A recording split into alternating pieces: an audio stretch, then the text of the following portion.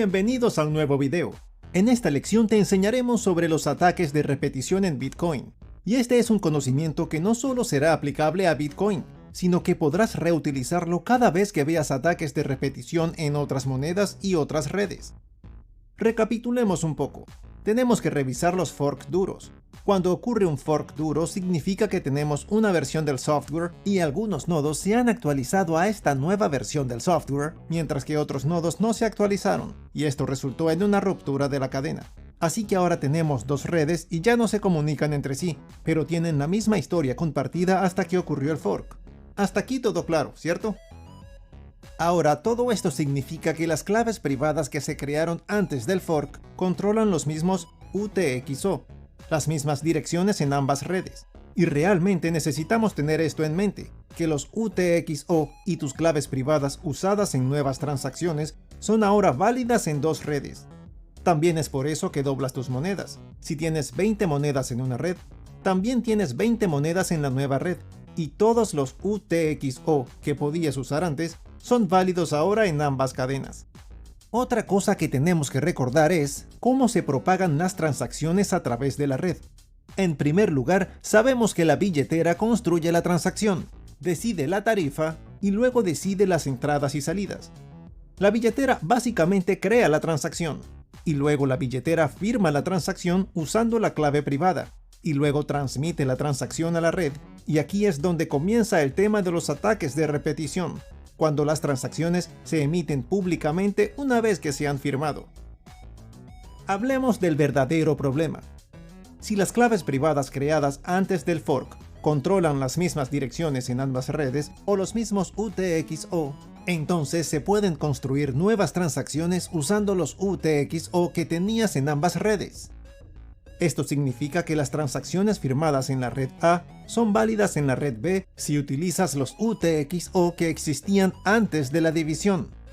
Esto significa que si utilizo mi clave privada, que ahora controla los UTXO en ambas redes, y utilizo mi clave privada para enviarte una moneda A, firmo una transacción en la cadena A y la transmito públicamente en la red A, esto significa que puedes tomar esa transacción de la cadena A y puedes transmitirla en la red B, y funcionaría, porque las claves privadas son las mismas y los UTXO son los mismos. Lo que significa que si tomas una transacción de la red A y la retransmitiste o la reprodujiste en la red B, y los UTXO que usas fueron creados antes de la división, entonces se verá válido para la red B también. ¿Qué significa todo esto?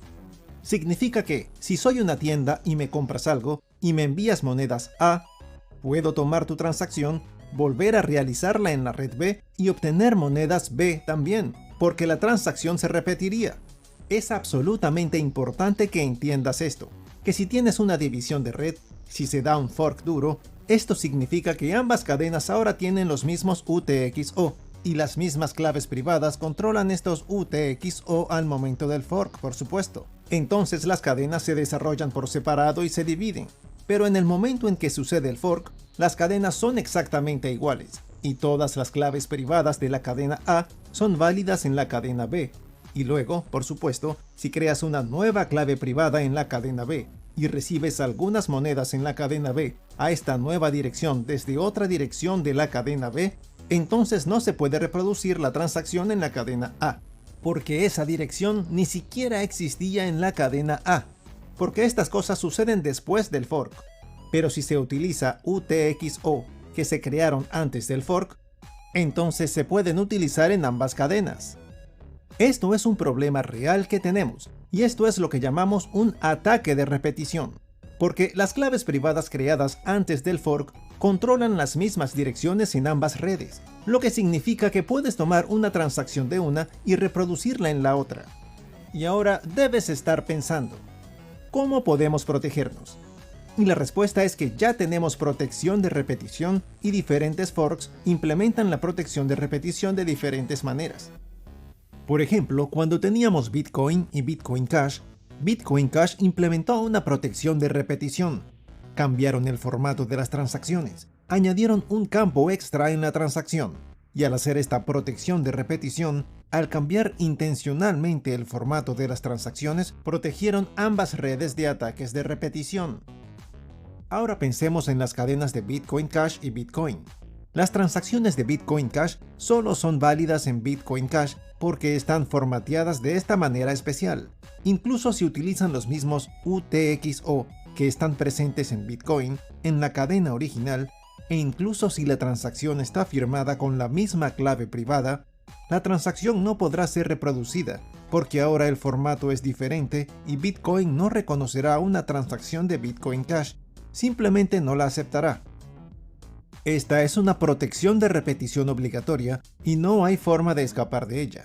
Tienes que usarla, porque ya está codificada en el protocolo. Pero también hay algo llamado protección de repetición opt-in u opcional. Acabamos de discutir esta protección de repetición obligatoria que teníamos en Bitcoin Cash, pero también podemos tener una protección de repetición opcional.